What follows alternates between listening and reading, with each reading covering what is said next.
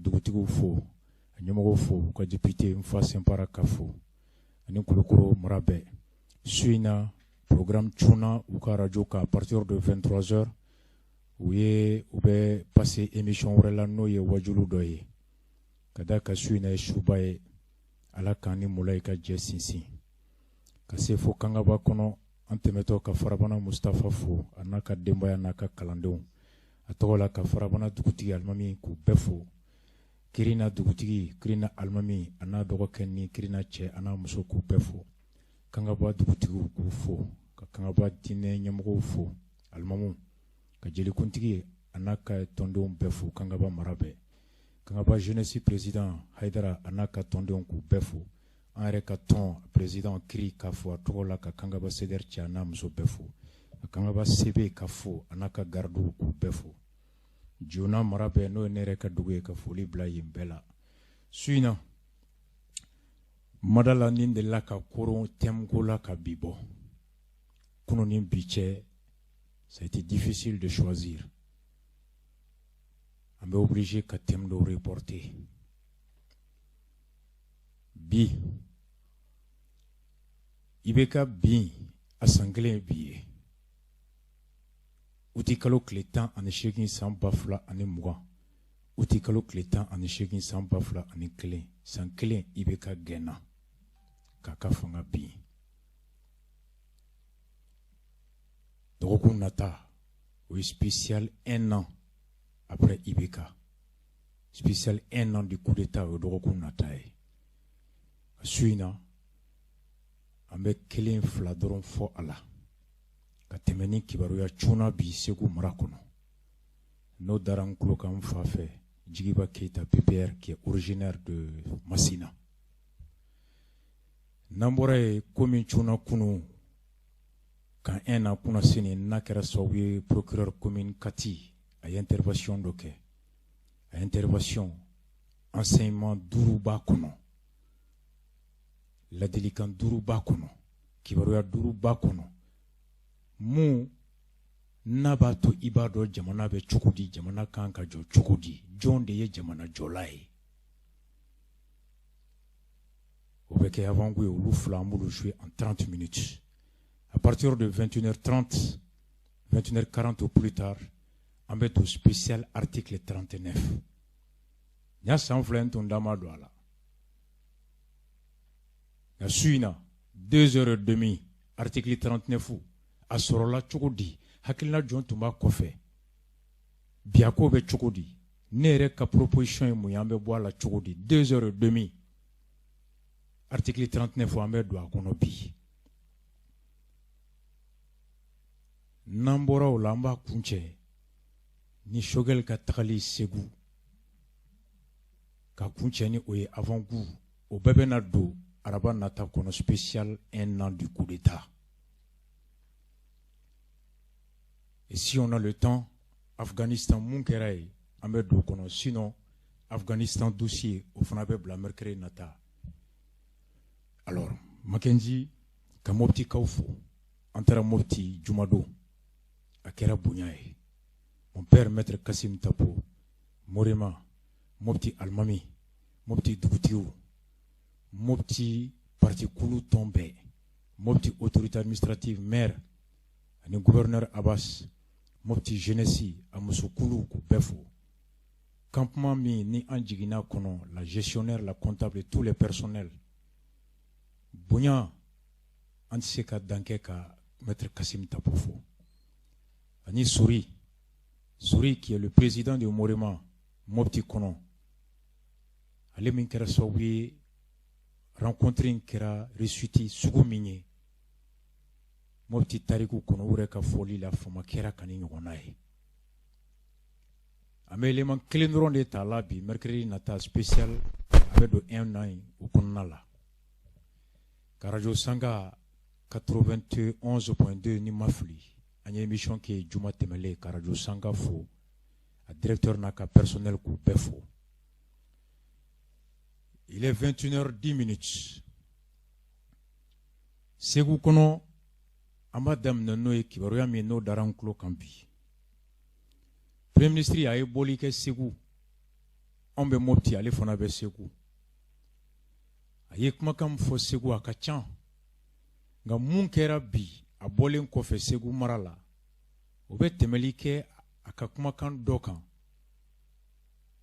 an ka Choguel lamɛn lakana a yɛrɛ ye mun fɔ lakana kan Segu mara jabali kɛrɛnkɛrɛnna la an ka Choguel lamɛn. Bɛɛ ka a dɔn tigitigi ci fɔlɔ ye mun ye i y'a fɔ o ye solidarité nationale gɛlɛya min bɛ Segu kan gɛlɛya min bɛ Ɲɔnɔ mara la gɛlɛya min bɛ Jabali ani yɔrɔw bɛɛ la o gɛlɛya a bɛ Mali bɛɛ kan o de kama an b'a fɛ u k'a dɔn ko u kelen tɛ yen. Ils ne sont pas seuls, ils ne seront jamais seuls. Madame tout pour le secours. Gela Beyor Mina, Jabali, Kata, insécurité Beyor Bella, Kata Jamana, solidarité.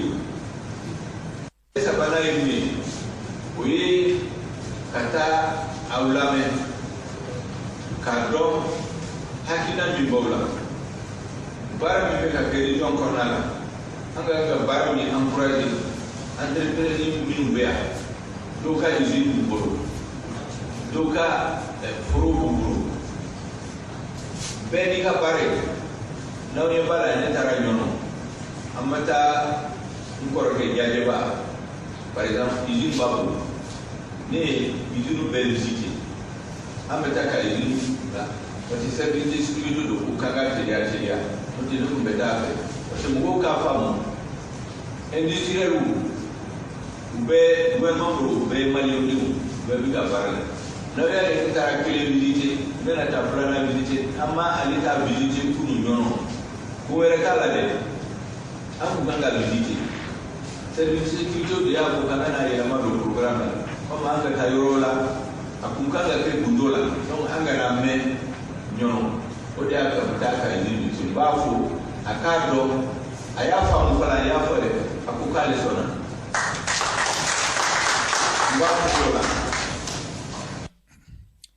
Nin tun ye premier ministre ye Segu mara la a ka conférence de presse min kɛra ka kuncɛ a ko a tagakun kɛra ni Asim ka laɲini ni Asim ka ci ka taa se maliyɛnw ma Mali kɔnɔ o kɛra sababu ye a sera Jabali mara la k'a taara ka taa f'u ye ko Asim ko kana f'u ye k'u bɛ gɛlɛya min kɔnɔ k'a b'a kalama wa k'u k'a dɔn k'u kelen tɛ wa ko gɛlɛya in k'a bɛ Mali fan bɛɛ ko lakana bɛ Mali fan bɛɛ ko a ma ɲinɛ u kɔ ko Mali gouvernement ma ɲinɛ u kɔ k'u kelen tɛ k'a taara ka solidarité manifester o la insécurité in k'a bɛ Mali fan bɛɛ o ko Hashim ko k'a f'u ye k'a hakili bɛ ko a b'a kalama ko gɛlɛya bɛ yen k'a bɔra yen a taara Ɲɔnɔ usine bɛ dɔw bolo a taar'u lajɛ Ɲɔnɔ mara kɔnɔ a ye dɔw ka foro lajɛ nka mun ye Ɲɔnɔ yɛrɛ a ma se ka se ka taa a kɔrɔkɛ Jajɛba ka usine lajɛ ko ban tɛ dɛ a tun b'a a kɔnɔ ka taga ko nka a ka garde corps n'a ka sécuritéw de ko k'a kana taa Ɲɔnɔ k'u k'u teriya ka bɔ yen ka d'a kan k'u ka tagali tun kan ka kɛ dugu la ko mɔgɔw tun man ka dɔn ko Choguel bɛ taalen Ɲɔnɔ n'a mara la mais ko komi bɛɛ y'a dɔn ko premier ministre bɛ yen ko programme min b'u bolo plan min b'u bolo k'u kana taa Ɲɔnɔ k'u k'u teriya u ka bɔ joona k'o de y'a to ko ale bɔra ni Choguel yɛrɛ kumakan ye ale yɛrɛ obligera ka boli ka bɔ joona Ɲɔnɔ insécurité kama garde corps ko k'u k'u teriya u kana mɛ u kana taa Jajɛba ka yɔrɔ la o tɛ programme na wa k'u kun tagali a tun kan ka kɛ gundo la ko nka komi bɔ kɛra kalama u tɛ se ka se Jajɛba ka usine na u k'u teriya ka foli kɛ ka bɔ joona. Ça c'est indicateur de l'état de degré d'insécurité dans la zone. Choguel bɔra ye dimanche a ye nin kɛ tɛnɛ tarata bi araba mon père Jigiba Keita n'a bɛ parena la ale bɔrɔ ye Masina mara ye Segu mara kɔnɔ Ɲɔnɔ mara kɔnɔ wulada in na a ye kibaruya lase ma kibaruya min ni dusuma kasi don ka bɛn ni coup d'état 1 na ye kiwara mina sirama anyini na ko ka cari mali bɛɛ k'a mɛn daɲuman bɛ yen ala ka kulo duman bɛ yen dɛmɛ ka se ka kɛ an bangebagaw ma u bɛ gɛlɛya min kɔnɔ bi ni a dugu tɔgɔ ko Songo bi tarata Songo kɔnɔ Sukɛli bɔlen mun kɛra a y'u lamɛn. Salamu alaikum. Nye vɔgɔli an b'a fɛ k'a ci an ka Mali ɲɛmɔgɔw ma. Sɔngɔ datugu mɛn nin y'a kalo 1 ani tile 16 de ye bi. Tile 46. Donc sisan diɲɛ foyi tɛ se ka don yan. An yɛrɛw bi yan. Foyi tɛ se ka don yan. Balo banna. Fɛn bɛɛ banna. Bagan u taara n'an ka bagan bɛɛ k'a ban pewu. An bɛ dɛmɛ de ɲini Mali ɲɛmɔgɔw fɛ. U ka ngoloma diɲɛ dɛ ɲɔgɔn a kɛra sɛgɛn ye dɛ. Foyi tɛ yan. Kɔlɔn kelen min kun y'an jigi ye ala y'a kɛ u nana bɔmu don kɔlɔn la k'a wuli. Bon an bɛ to ka kuma bɛ bɔgɔlo la k'a fɔ ko sɔngɔ libéré don an bɛ libéré dɛ. An bɛ libéré tile kelen. Tile kelen tɛ yen ko an ye faama ye. Tile kelen tɛ yen an ye dɛmɛ wɛrɛ ye fandana k'a fɔ a bɛ tiɲɛ an ma. An kɔni bi yan. An bɛ ala de bolo yan. Ni Mali ɲɛmɔgɔw m'a lajɛ a kɛra baara ye dɛ. Donc o premier ministre nana ka na jabali. Anw tɛ se ka taa datugulen don an da la. N'o tɛ a kun kɛra an ka taa kɛnɛ kan an ka taa an ka degun fɔ. Mais an bɛ se ka yen sɔrɔ. An kɔni bɛ nin ci vagal la mɔgɔ ma bɛna sɔrɔ i k'i jija ka se an ka président ma. O k'a dɔn k'a fɔ ko gɛlɛya b'an kan dɛ. Ni gɛlɛya tɛ fila ye kelen kɔni ɲuman kɛra. Wa diɲɛ dungu o dungu Bamaji mɔgɔ bɛn'u jɔ ka mugu tigɛ n'an ka dugu kɔnɔ. Kisɛ kɔni ala y'a kɛ an bɛ maa sɔrɔ fɔlɔ. Hali dɔgɔtɔrɔ min b'a fɛ a fura t'a fɛ. An b'a kɛ cogo di? An kɔni sigi mɛ ka Mali ɲɛmɔgɔw kɔnɔ. N'u sera k'an dɛmɛ ni fɛn o fɛn ye a kɛ d'an ye. Bolo ti yan dɛ. Najini ti yan, turu ti yan, kɔgɔ ti yan. Hali bitigi kɔnɔ minɛnw yɔrɔ. An bɛ ɲini ka bitigi kɔnɔ minɛnw yɔrɔ bɛ ɲini ka bɔ k'a kɛ dɔgɔnin ye. Ni Maliyɛnw m'a lajɛ k'u kɔfila n'a kɛra degun ye dɛ. A degun juguyara fo ka tɛmɛ hakɛ kan. Diɲɛ don o don dugu mini jɛ. N'i ye cikɛla bali ka ci kɛ a bɛ mun kɛ? An tɛ se de ka taa an ka foro la cikɛ yɛrɛ kɔni tɛ. Hali munumunu bɔlɔ kɔnɔ ni ɲɛdari ka po ala kɔni m'a kɛ maa sɔrɔ fɔlɔ. An bɛ ala fo o la ka ala barikada o kan. Ala kɔni y'a kɛ o mɛ se an ma fɔlɔ. Nka an m'a ɲini Mali ɲɛmɔgɔw fɛ k'an dɛmɛ dɛ. Premier ministre an ka foli b'a ye. A nana an ka jamana k'a diyara an ye. An b'a ɲini u k'an dɛmɛ. Asimi Goita an b'a ɲini a yɛrɛ fɛ u k'an dɛmɛ dɛ. N bɔ kuma na yan. Ala to bɛ nin kan. Ale bɛ sɔn ka ko in de don. Gɛlɛya mun b'an kan ale bɛ an b'o dira k'an bɛ kalo 1 ni tile 15 hali bi foyi ma bɔ gɛlɛya mun dɔ farila kan ale bɛ sɔn jawali kun mini sɔngɔ don dɛ a y'an majɛ koyi ala k'an majɛ dumuni banna jiw banna nafɛn banna foyi tɛ yan nɔ kabi dogo ministre bɔra fo bi wula ni sɔgɔma fɛ u bɛ tile ka marifa ci u bɛ wula bɛɛ kɛ k'a ten sɔgɔma bɛɛ kɛ k'a ten na sufɛ tɛ i bɛ sigi so dugu jɛra i bɛ dugawu kɛ ale biw b'a nɔfɛ ko u bɛ yɛlɛ jiri kan maa si tɛ taa si bilen k'an ka kɔlɔn tiɲɛ an bɛ dɛmɛ ni jamana silamɛ bɛɛ fɛ maa si mana lajɛ ba maa si kɔngɔ banna minɛn banna nɔgɔtɔ banna mɔgɔw mɛ kɛnɛya fura tɛ dugu la baaligu bɛ dugu kɔnɔ maalundurutɔw bɛ dugu kɔnɔ bɛɛ bana mɛ bɛɛ kamana guwan mɛ bi k'i da sa kɔni bɛɛ kamana guwan na dɛmɛ yɛrɛ an bɛ dɛmɛ de ɲini balo tɛ dugu yɛrɛ kɔnɔ balo tɛ dugu kɔnɔ ji tɛ dugu kɔnɔ foyi tɛ dugu kɔnɔ a don ni bi cɛ foyi ministre nalen don i b'a fɔ u ye dɔ fara a kan yɛrɛ u bɛ si ka marifa ten u bɛ tile k'a ten dugu mini jɛ sɔgɔma joona fɛ sɔnni an ka daraka don u bɛna a daminɛ fo ka taa tile guwan n'u ta wula sera u b'a daminɛ fo ka taa se su ma u b'a ci bɔn maa si mana lajɛ koyi maa si ma majɛ an b'a ɲini silamɛ bɛɛ fɛ bɛɛ k'an majɛ jibina banna sɛgɛn banna kɔngɔ banna fɛn bɛɛ b'anw na bana maalundurutɔ ka ca hali furakisɛ t'anw ka dugu la bilen an kɔni sigi mɛ k'a lakɔnɔ an bɛ taa buwadiŋɛ ji de ta ka na an ka baaraw de kɛ n'o ye buwadiŋɛ ji ala bɛ sanji mun woyo ka na don dingɛ kɔnɔ dɛ an bɛ taa o de ta ka na an ka baara k'o ye gɛlɛya ni gɛlɛya kɔni tɛ gɛlɛya fila ye dɔ kɛra sa dɛ hali bi an ka daminɛlen don jawali kumuni kɔnɔ sɔngɔ kɔni hali bi an ka daminɛ mɛ an tɛ ka taa diɲɛ yɔrɔ si u bɛ yɛlɛ jiriw kan k'a saba kɛ don dugu kɔnɔ u bɛ yɛlɛ jiriw kan k'a saba fo k'o hakilila kuma se n'o sera bɛ taa wula fɛ bɛɛ ten sɔgɔma fɛ bɛɛ ten ala de ye nin nɔgɔya b'a ye dɛ an bɛ dɛmɛ kɔni ɲini an bɛ dɛmɛ ɲini an b'a ɲini a fɛ lakana mɔgɔw a kɛ dɔw bila ka na bɔ an fɛ dɔɔni na lakana mo na me yala dono bebe do ba nga foi kama kera fo bi ma shi mena laje de me mena dama lakana ma na ko kilan vie na ko kilan ka mo bara lo yara sigible nyeno nga maka na ko dam doke nya ba tro do bora kura nga foi me ka kamu yo kile ka ba fo ya juga kamu kon tara araba do fo bi fo iba fo do farlaka ubunguti doro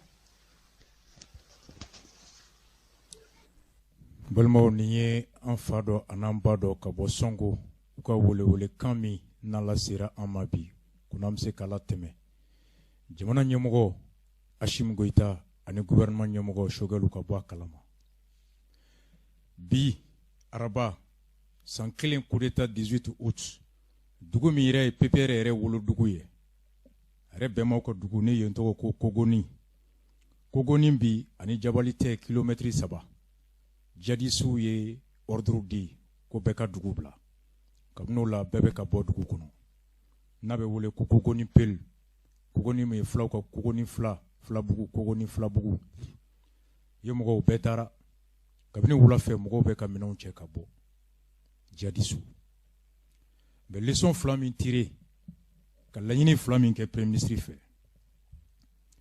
fɔlɔ ne bolo Choguel a ye fɛn dɔ fɔ fɛn min man kan ka bɔ ɲɛmɔgɔ da tiɲɛ don nka kɔ tɛ hɛrɛ ye ne bolo premier ministre yɛrɛ taara ɲɔnɔ mara la a ko a ye dugu caman a ye dɔw ka forow lajɛ baara min bɛ kɛ la a ye usine tigiw ka ca ye a ye dɔw ka usine lajɛ a tun b'a kɔnɔ ka taa Jajɛba fana ta lajɛ a ma se ka taa a kana kɛ mɔgɔw kɔnɔ k'a banna ka taa Jajɛba ta lajɛ ko politiki kɛlɛ don ale kɔrɔkɛ ye Jajɛba ye ko nka n'i y'a ye a ma taa minnu bɛ k'ale yɛrɛ lakana n'olu y'a ka garde corps ni sécurité ye olu de ko a ma ko ɲɔnɔ mara bi lakana tɛ yen programme min bɛ olu bolo n'a taara ye a ka gɛlɛn ko insécurité bonyanen don ye k'u tɛ se ka taa u k'u teriya ka bɔ ɲɔnɔ mara la u kana taa Jabali fɛn Jajɛba ka yɔrɔ la a ko sécurité de y'a fɔ a ye a kana taga ye parce que ko ale tagali tun man ka kɛ kibaruya ye bɛɛ ka bɔ mun kalama a tun kan k'i dogo ka don a tun kan k'i dogo ka bɔ ko nka bɛɛ y'a dɔn ko a taara n'a ko k'a bɛ taa yɔrɔ wɛrɛ u bɛ se ka taa kunbɛn ye ko olu bɛ lahala min kɔnɔ fɛɛrɛ t'u bolo ka Choguel ni na ka na n'i y'a lajɛ yɔrɔ dɔ la i b'a fɔ ko premier ministre bɛ ka tiɲɛ fɔ an ye nka ka conférence in aw ye mun mɛn sisan a fɔtɔ ye de ka Jajɛba lajɛya a yɛrɛ ko k'a fɔra Jajɛba ye ko Jajɛba ko problème t'a la jama ye tɛgɛrɛ fɔ Jajɛba kana jigin ale la k'a ye mɔgɔw sugandi ka bɔ ɲɔgɔn na a tabaliya tɛ juguya ye politiki kɛlɛ tɛ nka lakana mɔgɔw de ko k'a kana taga ko lakana tɛ yen olu tɛ se k'a lakana u bɛ Choguel lajɛya vis-à-vis de Jajɛba filanan n'i y'a ta yɔrɔ dɔ la i b'a fɔ ko premier ministre k'a tɛ ka fɛn dogo jamanadenw na nka ɲɛmɔgɔ i tɛ tiɲɛ bɛ fɔ jamanadenw ye tiɲɛ min kɔ ye jigitigɛ ye o tɛ fɔ n'i ko anw ma bi ko jɔn lakanalen don ni maliyɛn bɛɛ ye a bɛ f'i ye ko président ani premier ministre n'olu bɛ yɔrɔ o yɔrɔ i hakili bɛ sigi k'a fɔ ko lakana bɛ yen ni premier ministre yɛrɛ ko ne yɛrɛ bolila ka bɔ yɔrɔ la ko lakana tɛ yen a bɛ mɔgɔ jigi tigɛ a bɛ mɔgɔw jigi tigɛ mun na a b'u jigi tigɛ k'a fɔ ko ale min kan ka lakana ka tɛmɛ an bɛɛ kan ni o lakanabagaw ko k'u tɛ se k'ale lakana anw bɛ taa k'an jami anw m'an kalifa jɔn na si le premier ministre lui-même dit que j'ai dû sur l'ordre de la sécurité renoncer à aller visiter l'usine de Jajɛba parce que plan sécuritaire t'a permetté nga taga ale ma taa minnu sigilen bɛ yen c'est une très grosse faute de communication c'est comme dutigi ka bɔ ka taga kana k'a fɔ ko n ma se ka taa malo ta ko ka d'a kan ko ni n taara foro kɔnɔ u bɛ n gosi den jigi ye fa ye jamanadenw jigi ye ɲɛmɔgɔ ye ni ɲɛmɔgɔ yɛrɛ ko ne yɛrɛ bolila ka bɔ yen lakana tɛ yen Mackenzie o bɛ mun de fɔ jamanadenw ye ko jamanadenw bɛ da o la bilen n'a ye fɛn fɛn b'a fɔ ko mais munna ni o bɛɛ bɛ yen nɔ ka anw lakana munna e yɛrɛ bɔra ɲɔnɔn kɔrɔ munna i ma taa Jajɛba ka usine lajɛ Amabe. Flana. Ni Premier ministre Anya Jalaki bi Hashim Kaya en son temps. Ni nyemgo wula lakana teoro minaka betrae ndepa betra. Munun be wulu akili be sigi kuni lakana damnele. Munun te wulu ba foko ko lakana damnera amse kata ko président ere bore ni président tale. C'est que à kofe abeta jasigi abeta jigisigi minke o jigisigi do de foro kana borai. La présidente wuli kata yorola. Premier ministre te wuli kata yorola. Kata lakana ko kuma foy ki kodo doro dugu seje doka fara lakana baliya kan ayamba mangame kabini shogel boray atode jugora kleflaina jadi sube ka kisechi e ni situation sugu la fon ofan nyemogo manata oye jamana ka sigini tamashien oye jamana ka sanayele tamashien oye jamana ka bara damneli ni asinsini tamashien oye jamana deun jigi sigili ku jigi da jamana ka o tamashien Sariya ni maracogo me jamana kono oye o baraka o sinsini ni o tien tamashien o munu me jamana ka mara juguya la munu me jamana ka fanga juguya la munu me jamana ka tabulu juguya la olu fana be dalure nati ka fo ko aw kun jigi be premier ministre ka fanga min ka ko ngalondo parce que olu ba mairie de comme ni premier ministre tara kati moke bo olu la olu ba mairie de comme ni premier ministre tara katu dakorobo et pour montrer que jamana te munu be nulu tuma fe ka tige ulu ka fanga la ku jigida jamana ka ko jamana nyemko boray alors u bena do fara bagabaga ka pour que ni aw tunya aw seran aw kun jajora aw nya ka nya jogo gouvernement na u be do fara bagabaga ka pour que aw ka sigin ka to utala Hashim bolé do fara la fara butaka shogel fana tagara siza katara visite la ko kata yira ko état B ko Hashim aklibe yena sans avoir un programme de sécuriser ou de renforcer la sécurité après son départ, sachant bien qu'un passager peut être de nature à susciter la colère et même occupant Mounoumbe, un premier ministre prévoyant, premier ministre Nibika Barado, Ibe Sinindon, Etaro ni tato, Diadisu ba fo ibe nali inengebwana, Itato ba fo ibe ni mokebwana, Itato ibe na jamana de ira. Donc ni kodo, ufuna be na fen ira ko femi uba nyinin ka yira ki tate tien donc depuis tato ibe plan de la be plan mi ma yira ni e boray itara jigisigi mi sigi o jigisigi be woleya ka time mawdu sukun kono. Un président ne se déplace pas comme ça, un premier ministre ne se déplace pas comme ça. Ni premier ministre wula ka tala je ko usine binendo de pas fo ka betra munu me barake wulu jigibe sigi ko ni premier ministre boray barabe soro. Le premier ministre en partant il va avec un plan de relance. En partant ni espoir de discours betara au espoir de discours be traduit en acte après lui par des ministres et des directeurs de service. Shogel tato atunganga nyingali ke nimboray abe wolo mune amna ta fuye de ko mali refondation damnera ko mali kura joli damnera mali kura ka jamana dona kana mali kura ka baradi mugoma mali kura ka mugo hakli sigi shogel ko Hashim ya blakato de chifo oni mali kura ka ta fuye aw tara fuye ko mali kura damnera lakana ben nale faso kura ben nale hakli sigi ben nale here ben nale e shogel bolen ko fe munun kun tse ta forola ulu tunganga ta forola munun tunga bagam nalendo o bagam tunganga la sigi munun tun tse ka bo ulu tumbe se ka bo mo tuma fola mali kura min fora dala ben nale shogel en partant aurait dû avoir une réunion avec le commandant de zone de Ségou, le chef d'état-major général des armées, le ministre de la défense et Hashim pour avoir un plan. Après lui, au moins 5 mois, Mogoba Foko Malikoura est traduit en actes. Ngane Tarula Sigi Sibiri Dimashi, Hashim Yenchi Kanafoko Malikoura Nana, ko solidarité avec vous, en Haklibe Aula, Jamana Beka Tanye, gouvernement Minana 600, Malis et refondation Beka Damne, et Kodo Klefla, Dofarla Tonyokan, au Klefla, Mogo Genaka Ebo Dukukono, au Klefla, Mogo Bagameka Mnola, au Klefla, Mogo Beka Kuleke Ko Balote. Est-ce qu'il tabalia tout le monde vous oewa? Est-ce qu'il tabalia tout le monde vous oewa? O jalagi bina Hashim Gaya, a jigina farabuku comme Jakar Boyer, a douzeje, furo jenina, a drokun clé, ka furo jeni. Amabe. Un premier ministre, un président, avant de bouger, il kanga faire belabe. Shogel Boray biato jugwara. Il n'aurait pas dû partir s'il n'avait pas un plan de sécurisation après son départ, pour que Mouroka Doko tient la première ministre Boraya à Noyera. Kabini premier ministre Boraya, Dobora Bingalila. Kabini premier ministre Boraya no, Sénat Damnera. Kabini premier ministre Boraya, Dobora Bagaminela. Kabini premier ministre Boraya Nino, Jigisigi Ben Nale. O de Tunganga Ke Shogel Katakali Kofe. Parce que Katakali Tumeta kan ka kɛ ka o de jigisigi kɛ mɔgɔw la a y'i kɔ don aw y'an bamuso mankan mɛn ko kabini ministre yɛrɛ bɔra k'a tɔ juguyara. Mackenzie, on ne gère pas un pays comme ça. Ala k'an sɔn hakiliɲuman na. Araba nata spécial 1 an de coup d'état. An b'an n'an fa ye ci minnu bila. Hachim, u k'u jigi b'aw kan. Shogel, u jigi b'aw kan. Balo tɛ yen, ji tɛ yen, fura banna. Kabini i bɔra ye, bingali tɔ bɛ ka juguya, tɔɲɔ tɔ bɛ ka juguya, lanjaba tɔ bɛ ka juguya.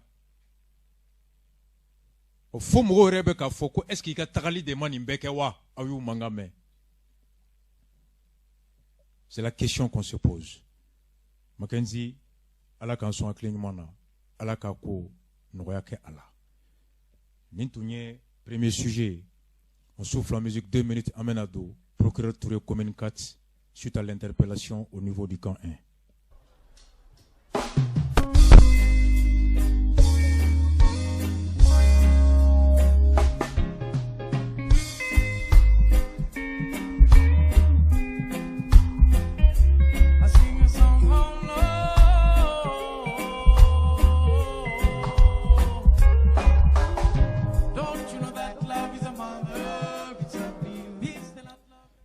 Il est 21h31, Gad Marcos de la Nouvelle-Calédonie. Je crois Tenendo Nimafli. Convocation dira au Conseil islamique Mogodoma, Kataka 1 an. Koulame Kateme Jalaki Dokera, Ansardine Mogodo fait Kaseme Oula. Procureur de la République, commune 4, M. Touré, aye ɲɛfɔli kɛ a la ɲɛfɔli min kɔnɔ n'an bɛ leçon 5 sɔrɔ a kɔnɔ leçon 5 min n'a bɛ jamana bɛ lahala min kɔnɔ jamana kan ka jɔ cogo di jamana jɔla ye jɔn ye n'an b'o sɔrɔ o kɔnɔ an ka procureur Touré lamɛn. Monsieur le procureur, ini yantuma. Ça va Ibou? Oui, ça va. Ayiwa, an wula ka se ma i ka tribunal kɔnɔ commune 4 la. An ko k'an bɛna i ɲininka fɛn dɔ la. An y'a ye kunun gendarmerie k'an ye mɔgɔw u ye diinɛma dɔw wele au conseil islamique ɲɛma sabanan 3e vice-président u y'a wele ko plainte dɔ donna a kama. Donc a welela a yɛrɛla k'a fɔ ko aw ka tribunal mɔgɔw de y'a ɲini k'an ye fɛ k'an ka a tigilamɔgɔw wele k'a lamɛn. Est-ce que i bɛ se ka a ɲɛfɔ an ye n'a ko kɛra ten? Oui, en fait, il y a des jeunes de Ansardine. Où des plaintes de Kama, Imam Diaby, Imam Mamadou Traoré, Anim Traoré dans un certain d'anglais. Au Fran non Massiga, il y a quoi? Je crois qu'on passion pour accord, tu peux me faire Massiga, convocation de la maman Massiga, c'est pas facile. Donc, le plainte d'eau, et en appui à la plainte, ils ont produit des vidéos. Imam Mamadou Traoré, non, il est au Conseil islamique 3e vice-président. Imam Diaby, je crois Ibrahim Diaby, pour lui, l'Uneni, Anika, l'ou menacé de mort, il faut que mon kata l'ou attaqué. Voilà. Donc, comment l'ou hakila, ou d'ankar de que l'ou hakela, l'ou fangati la mort saisi pour comment c'est pour la, ou bien l'ou hakela c'est que la série. Puisque ni on saisit ni plaintier, nous on a l'obligation de répondre à la plainte. Donc, on y a tant enquête la télé. Parce que ni la version est oui, la version de qui ne doit tient un peu d'offre. Quand on a tant enquête la télé pour que il y a de min comme on la version c'est en fonction de ça, on a les deux versions pour pouvoir mieux apprécier et prendre une bonne décision. Donc, à Blacon quand on enquête la gendarmerie là au quoi. C'est en fonction, c'est après ça que convocation chinois mais je dois dire en fait que par jour c'est des dizaines de plaintes que nous recevons, c'est des dizaines de 65 000 consignes. Donc ni plainte ni bala c'est qu'on doit arrêter depuis ma bord quoi. Moi ce n'est que hier matin je crois, c'est ça hier matin que j'ai su que afin de boire de film. C'est quand le commandant de brigade m'a appelé pour me faire le compte rendu. J'ai compris que voilà que plainte de domaine Boran et Boran. Il m'a fait bien. C'est en fonction de ça que je donnais les orientations. Mais nous voulons là où c'est la même gendarme. mɔgɔ fila ye y'u présenté Jabini Traoré fila olu lamɛnna effectivement mɔgɔ fila tuma ninnu comme je l'ai dit olu ma se ka lamɛn olu ma se ka sɔrɔ jan k'u ka lamɛn quoi donc minnu lamɛnna olu bɛ ka bɛɛ bɛ dara olu de kan ka na n'u ye bi n'an bɔra o baaraw la sisan. Donc u seni à tribunal la sisan mun bɔra la. D'abord il fallait qu'un bɛɛ ka version kalan k'a dɔn min fɔra ensuite on les a reçus ka bɛɛ ka version reprend physiquement bɛɛ ka i hakilinata fɔ i tɔɲɔgɔn expliqué à la suite de ça min bɛ fɛ n y'a f'u ɲɛna ka sɔrɔ ka ko dante. Pourquoi? Parce que en fait moi je crois que c'est des faux problèmes. Pour moi c'est des faux problèmes. Quand je dis pourquoi des faux problèmes, parce que tout est parti de quoi? Tout est parti de ko en stade mɔgɔw b'a fɔ ko silamɛ dɔnkan ye baya de. C'est-à-dire kana fɔ k'i bi kalan fɛn dɔw kan. N tɛ nin kɛ fo fo jɔyɔrɔ 6 wanta dɔn joli. Donc dɔw y'o fɔ quoi. Donc a bɛ fɔ u de wele ko baya. Là c'est je crois c'est ce que disent les gens de Ansar. C'est ce que mɔgɔ ninnu y'o de fɔ. Mɔgɔ ninnu y'o les Traoré là eux disent non ko silamɛya dɔnkan ye kelen dɔrɔn de. Ça c'est la shahada. La shahada. Ko de silamɛya dɔnkan ye. Bon ni olu y'o fɔ Traoré nana ka wajulu kɛ a ka wajulu kɔnɔna de la a bɔra o kuma in kan k'a fɔ ko non ko dɔnkan wɛrɛ tɛ silamɛya la n'o tɛ shahada ye k'a kun fɔ komi ale y'o fɔ donc apparemment jeune ninnu m'o faamuya o ma bɛn o ma parce que eux ils pensent que avec olu de jaabi ou bien avec olu ka fɛn de lagosi. Ensuite je crois ko kun filanan ye jaabi ye wajulu kɛ wajulu kɔnɔna la a ko ko je crois le shérif de Madana Haïdara là il a un enfant du nom de Iba. Ko Iba ko a ka wajulu dɔ senfɛ k'a fɔ ko n'olu ma don aljana la ko mɔgɔ si tɛ don aljana la ce genre de choses. Donc je crois que jaabi y'a to a ka wajulu la k'o kuma ninnu fɔ k'a fɔ ko mɔgɔ man kan k'o fɔ ka explication di a fana o kɔnɔna la a ko ni mɔgɔ min y'o fɔ comme o tigilamɔgɔ kafiriyara et que ni kafiri kan ka faga de etc. O de y'u fɔ ɲɔgɔn kɔ. En fait, plenty de coups et ni fin fladi. Or, pourquoi moi je dis c'est des faux problèmes? C'est que toi, ton interprétation de la religion, c'est pas mon interprétation de la religion. Et reste avec ton interprétation, je reste avec la mienne. En enseignement, et qu'à famille, et d'une famille à tout gamin, et qu'à pratiquer tes mains. Ne pas y a famille à tout gamin, ne pas pratiquer tes. Quand à faut et qu'à famille, fruits ou wadibi sigunguna. C'est lorsque tu veux imposer ta compréhension de la religion à l'autre que s'il ne l'accepte pas, il peut y avoir problème. Sinon, notez, obsession, nous tendance la bekoko, il se réclame du Coran malikite. Et en fait, nous les malikites, nous faisons les malikites. Pour moi, c'est où est le problème? Le reste, c'est juste des incompréhensions autour de quelques détails. Ça, c'est des questions d'interprétation. C'est tout. Moi, je suis un sunnite, mais je n'ai rien contre les autres. Rien. Et ma famille, ne islamia famille, tu vois, mais ne va pratiquer tes nez. Ne t'a faut que faut diagwa fait qu'on a une tanke. Non, moi, et puis il nous islamia dans de la quoi.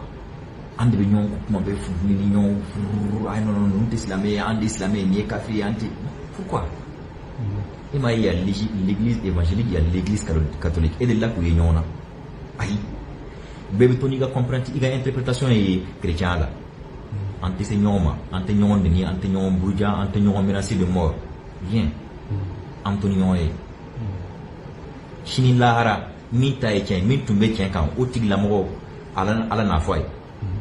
Et puis Dieu lui-même a fait exprès de diversifier la compréhension. Sinon, il a le pouvoir, lui, en une fraction de seconde, de faire que tout le monde comprenne la religion de la même façon. Et de faire en sorte qu'il n'y ait qu'une seule religion.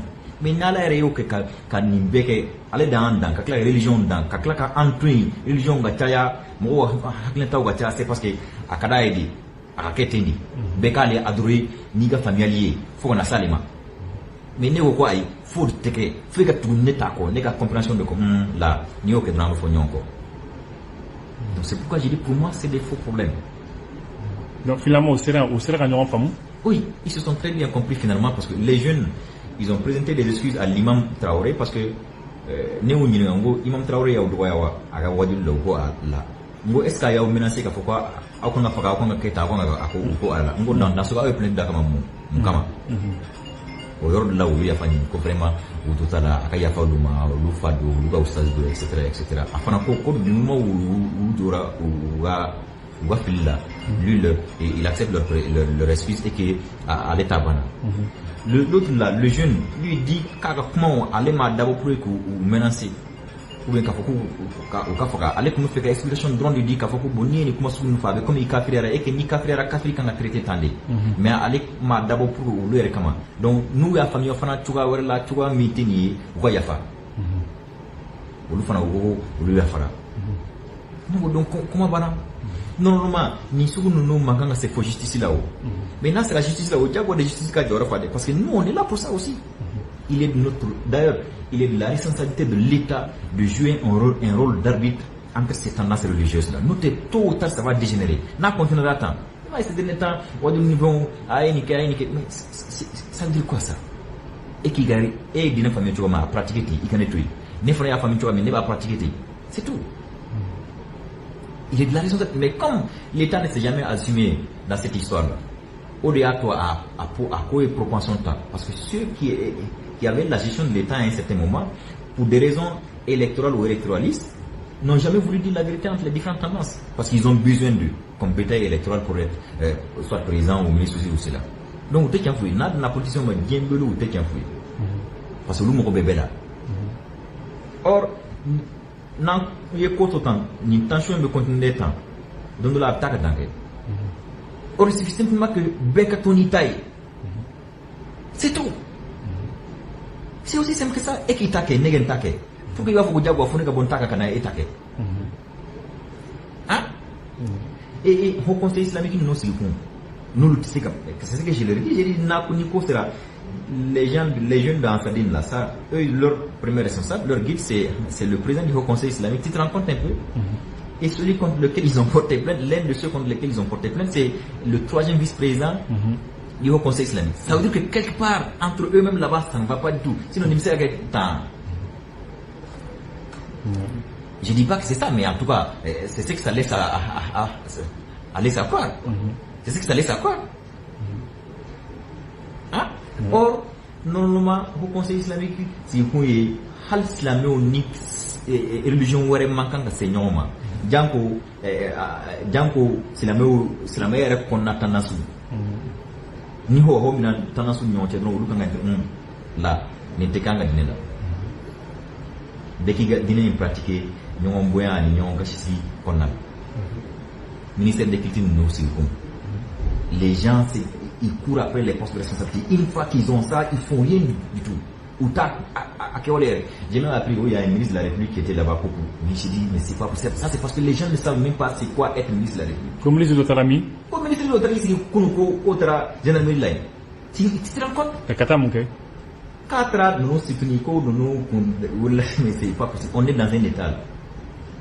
Quand on est dans un état, on se soumet à ses règles. C'est cela. Quand on est dans un état, on ne peut pas être au-dessus d'une convocation régulière, d'une interpellation policière. C'est pas possible ça. C'est cela l'État. Et quand on porte l'échappe de ministre, il y a ces comportements qui ne nous sied plus. Ça, c'est ce qui arrive en fait quand on part prendre les gens dans la rue pour les nommer ministres. C'est ce qui arrive. Comment un ministre de la République peut quitter son bureau comme s'il n'a rien à faire pour aller s'arrêter devant une unité d'enquête et dire je suis venu soutenir X ou Y. Qui est plus défenseur de ses droits que ceux qui sont en charge des droits et libertés individuelles. Hein? Comme à Manana, on l'aurait mis aux arrêts, on ne viendra que pour ça. Tu vois des histoires comme ça. Dans une république, chacun doit rester à sa place et jouer le rôle qui lui est dévolu par la loi. C'est ça une république. C'est ça un État. Quand on est dans un État, on doit s'inscrire dans le strict respect de ses règles, de ses lois. Non, si on ne le veut pas, tu te mets en marge de la loi. Il n'a pas qu'on fasse en ce moment, eux ils vont combattre l'État, l'État aussi va le combattre. C'est ça. Mais niveau qui veut l'État qu'on connaît là, il est état charia au bateau. C'est ça en fait. D'accord. Il sera mon pour comment puncher. Je crois que alhamdoulilah la barkala c'est ça la force aussi de la religion musulmane. C'est-à-dire qu'en haklu mana shoko chogo chogo na siga kakuma am nyon fania. Alhamdoulilah. Ou nyon fania, ils se sont présentés des excuses et ils ont promis que l'obeta ou bedje ka déclaration donc pour ka fangel di be makafuko atini kumbo. Dine ko kole ayi ala kan kishama. Encore que amakanga seigneur maire ko dine ko kele ay na asran am bete dine kele la d'accord mais am bete dine kele la franchement ya kele man nyon c'est que ante ka fami nyon fami a femisen do de kan do amanga seigneur ma ala kan kishi kan tanga amin unité merci bien Mackenzie commune 4 procureur Touré commune kera tenendo kan 1 an a kɛra ko min na aw y'a mɛn a ye kumakan min fɔ a kɔnɔ a kan Norazbachi n ye ko 5 de sɔrɔ a kɔnɔ mun ni a kan ka walawala jamanadenw k'a dɔn jamana bɛ lahala sugu min kɔnɔ jamana ɲɛnama kan ka mara cogo min jamana ɲɛmɔgɔw bɛ jamana baarakɛla ɲuman a ɲɛnama ye jɔn ye o taabolo kan ka kɛ mun ye fo ka don kiri kɔnɔ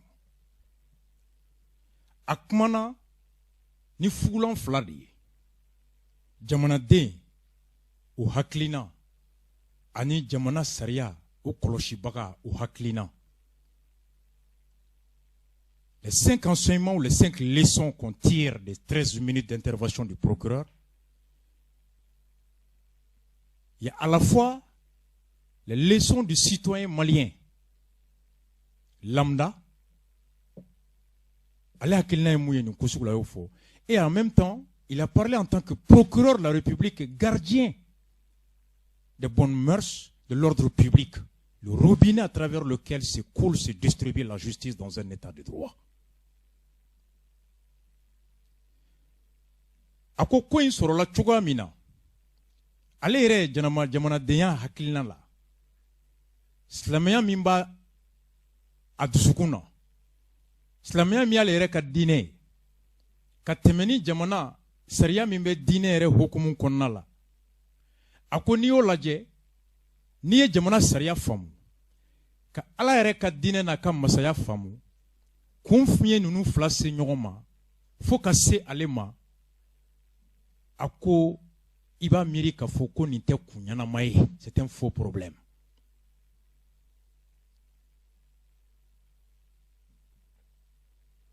Ne ye diinɛ faamu cogo min n bɛ k'a matarafa cogo min ani ni e ko i y'a faamu cogoya wɛrɛ la e bɛ ka diinɛ matarafa cogoya wɛrɛ la i bɛ na sɔn i ka diinɛ tiɲɛ ma ni dalilu de ye a tɛ kɛ ni to fanga ye a tɛ kɛ ni jagoya ye. Ne ne fana bolo ne de ta kan in bɛ e la sɔn ni dalilu de ye n t'i jagoya ni to fanga ye n t'i jagoya ni kuma ye n t'i jagoya ni kɛlɛ ye n t'i jagoya ni juguya ye ni ma se bɛɛ n'i ka hakɛ don a tɛ jago ban cɛ a tɛ sigiɲɔgɔnya ban cɛ a tɛ an yɛrɛ bɛɛ gulonnen bɛ fɛn min na o lakanali a to o jɛ ban cɛ. Je crois que karamɔgɔw yɛrɛ bɛ nin fɔ an ye yan ko Mali tɛ yɔrɔ ye yɔrɔ min k'i bɛna diinɛ fɔ an ye n'an bɛ kuma kufa ma n'an bɛ kuma yagi ma karamɔgɔw t'o fɔ an ye yan wa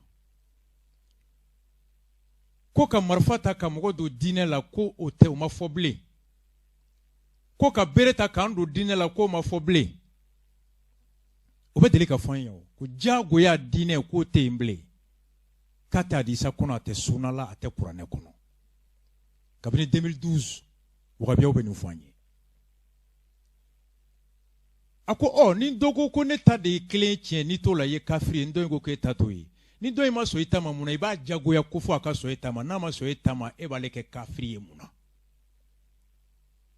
e b'ale ko ye mun na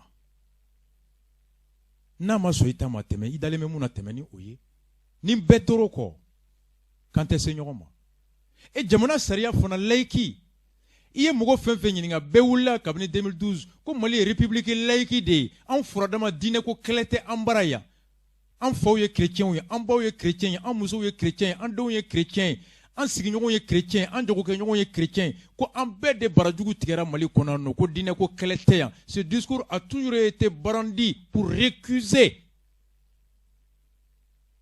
Yagi ni Kufaw ka revendication. Mali ko Mali furadama tɛ jamana min ko diinɛ dɔ bi jagoya dɔ kunna. Au nom de la laïcité ko depuis Kanku Musaw tile ko bɛ Mali kɔnɔ yan. Mackenzie o ma fɔ yan. On ni an ko anw ye république laïque ye. Maa o maa I dalen bɛ diinɛ min na I yamaruyalen bɛ k'o diinɛ o bato k'o lawaleya jamana kɔnɔ.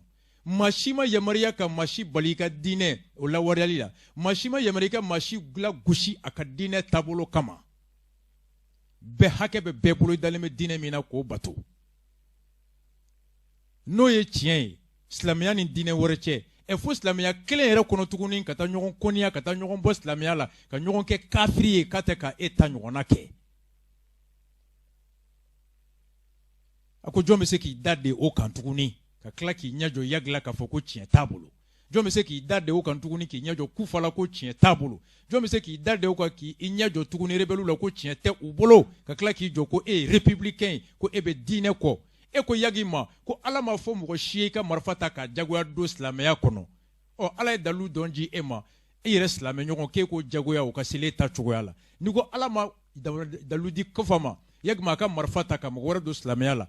Ala ye dalu di e ma k'e k'a fɔ jɔn ye ko n'o tɛ ka seli e ta cogoya la k'o ye kafiri ye o dalu bɛ min? Kuranɛ kɛra fila ye wa? Kuranɛ kelen dalu ma di Yagi ma nka kuranɛ kelen bɛ e bolo dalu dira e ma e ka tɔw kɛ kafiri ye k'o bɔra min? A ko non anw tɛ se k'o fɔ Yagi ma anw tɛ se k'a fɔ tuguni k'an bɛ jamana république kɔnɔ ka tila k'a fɔ ko anw bɛ dɔ kɛ kafiri ye ko tout simplement parce que anw bɛ ka diinɛ faamu cogo min k'o tɛ k'a faamu ten anw bɛ ka bato cogo min k'o tɛ k'a bato ten. En tant que citoyen a ye bɛɛ hakili lajigin nin principe respecteli la ni ne b'a to an bɛ mɛn sigi la furu bɛ mɛn si la jago bɛ mɛn si la jɛgɛɲɔgɔn bɛ kɛ si la n'o tɛ yen mɔgɔ si tɛ bolo bila ɲɔgɔn na. Il a parlé en tant que citoyen. Ici. Flana, en tant que citoyen, a ko mun y'ale dabari ban Ansadine mɔgɔw ye plainte do maa naani minnu kama o maa naani tula kelen bɛ yen n'o ye Mamadu Tarawele Imam Tarawele o ye Haut Conseil dankan sabanan ye minnu taara jalaki do k'olu bɛ Ansadine na olu ka ɲɛmɔgɔ o ye Ousmane Cherif Marane Haidara ye o ye jɔn ye o ye Haut Conseil président ye Ousmane Cherif Marane Haidara ka dankan sabanan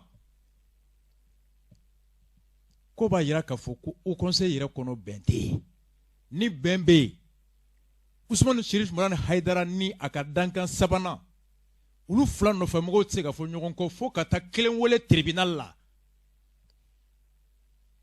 ni bɛn bɛ yen Ousmane Cherif Marane Haidara ka dankan sabanan mana mun kɛ ni o ma faamu walima o ma bɛn Ousmane Cherif Marane ka mɔgɔw ma olu kan ka se Cherif Ousmane Marane ma k'o fɔ ɲɛna a y'i ka dankan sabanan a ye kuma dɔ fɔ a ɲininka tan Ousmane Marane bɛ se ka wele so u bɛ se ka ɲɔgɔn sɔrɔ Haut Conseil la u b'a kuma kɛ a bɛna kɛ tan nka fo Ousmane Marane ka mɔgɔw ka wuli ka taa plainte do o ka dankan sabanan kama Haidara ko ten k'a ta kalama a ma mɔgɔ ci a la wa a ma diya ye Mackenzie a ko nin b'a yira ko Haut Conseil kɔnɔ bɛn tɛ yen e tiɲɛ de don bɛn tɛ yen a ko Haut Conseil sigira mun kama a sigira hakilina min kama n'a b'a ka baara la silamɛw ni diinɛ wɛrɛ man ka se ɲɔgɔn ma ka Haut Conseil ten kuma bɛ silamɛw wɛrɛ ka se ɲɔgɔn ma ka Haut Conseil ten f'olu ka dɛsɛ o dilanni na ka taa ɲɔgɔn sɔrɔ tribunal la tiɲɛ tɛ baden fɛn ye dɛ sijɛ tɛ bonya ye si tɛ bonya ye Ala m'a fɔ ko n'i ye nin si hakɛ sɔrɔ k'i bɛ don harijinɛ Ala m'a fɔ ko ni si jɛra k'i bɛ don harijinɛ sijɛ ani si taabolo dɔ tamasiyɛn de don ni kɛwale y'o tamasiyɛn jɛya a bɛ f'i ma ko sijɛ ɲuman a bɛ f'i ma ko cɛkɔrɔba ɲuman nka bisigi min sɛmɛnen bɛ sijɛ la ani si la n'o ma y'i taabolo kɔnɔ i tɛ sijɛ ɲuman ye i tɛ cɛkɔrɔba ɲuman ye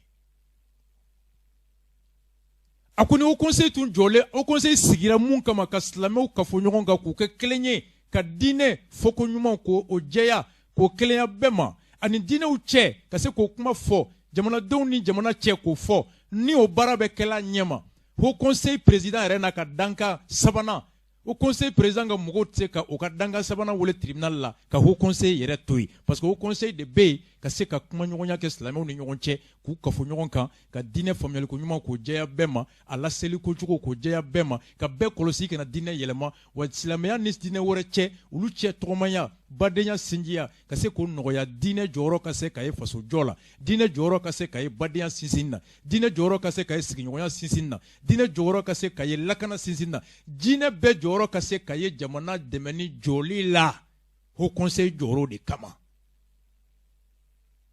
n'olu yɛrɛ dɛsɛra k'u yɛrɛ cɛ labɛn olu bɛ silamɛw ni diinɛ jɔ na bɛn tuguni ça c'est un citoyen qui parle tant d'o dɛrɛmɛ t'a jɛ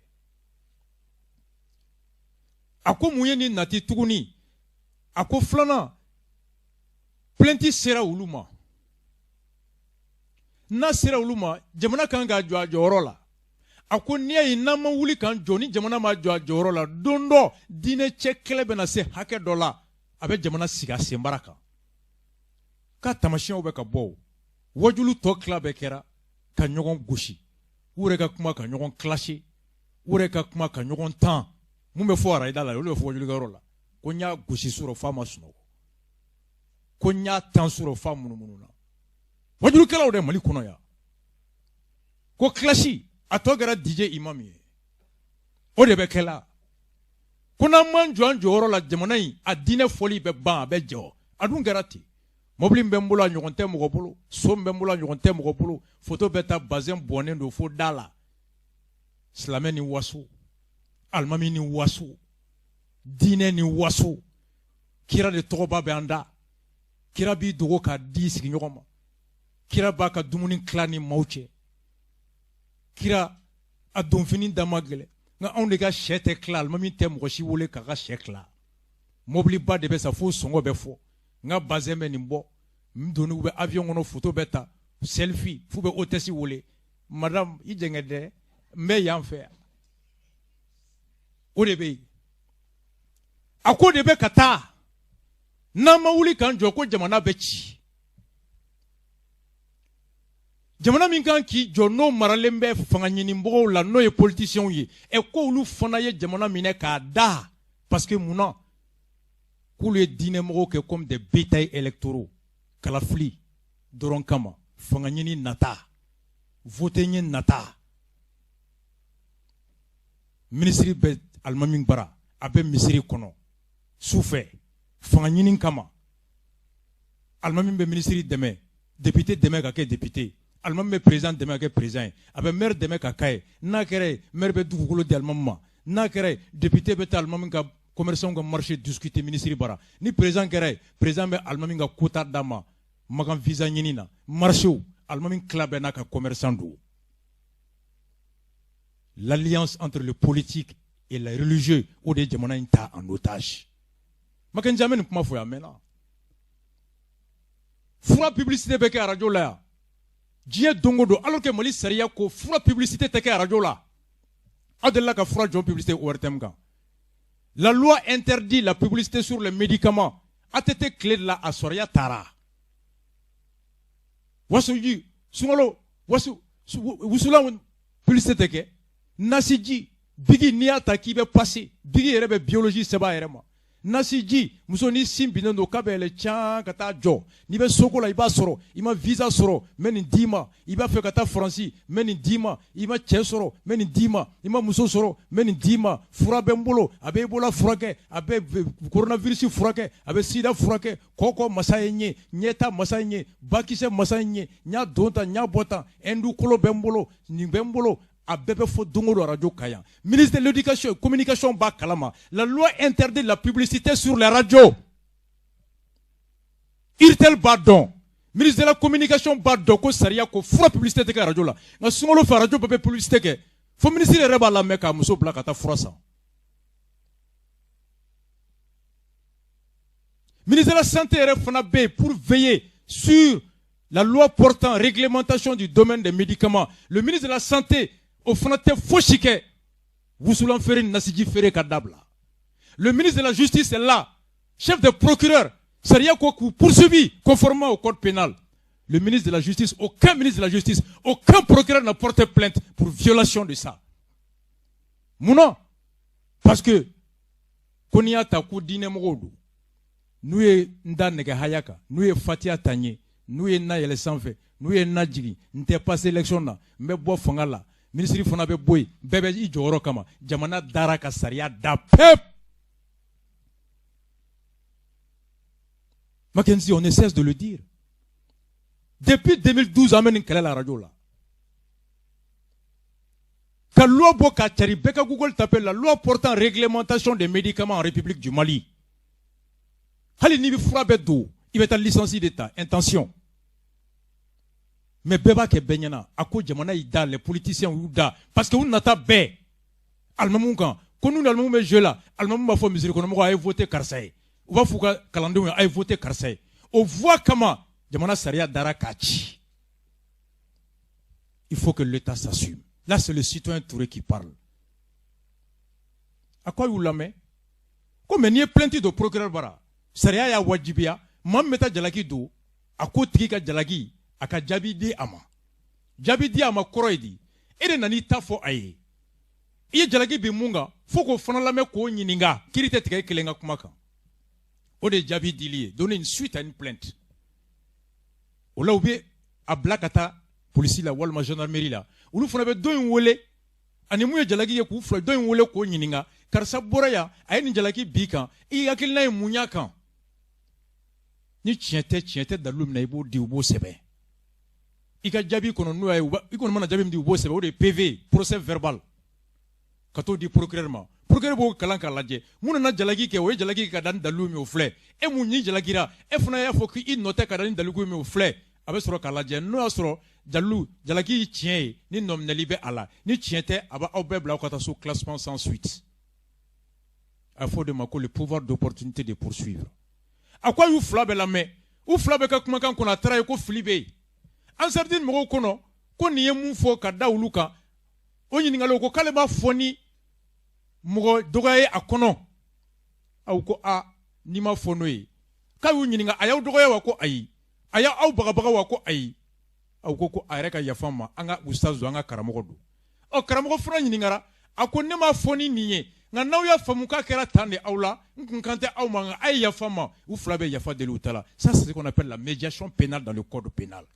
Au fond be procureur ka barala ni mo fla nyon wole kana kirila procureur ba flabe nyinga na e ko bata abse ka aula be ko ya fa delikata ako be tribunal noya Mackenzie. Ça c'est la médiation pénale ka kuma mo fla ni nyon che ka beala ka ban ka ta so ka soro kiri koma boala ni kele ne ko ay maje procureur jagwale no alors na ko kiri ni a soro kiri ko bala ba bla ka ta kiri la c'est ça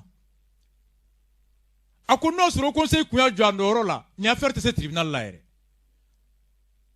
ay dara ni Traoré tumen nyene boy akin ba ce tribunal la mais ni a ce tribunal la c'est que haut conseil desera de kele de bu ni nyonche fu sera uluma.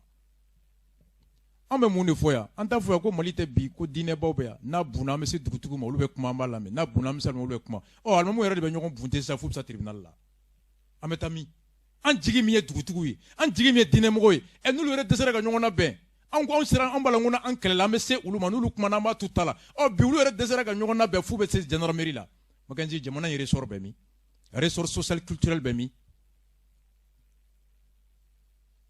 Et procureur Kabara de ni plainte donne procureur Bala, il a l'obligation de donner une suite à une plainte.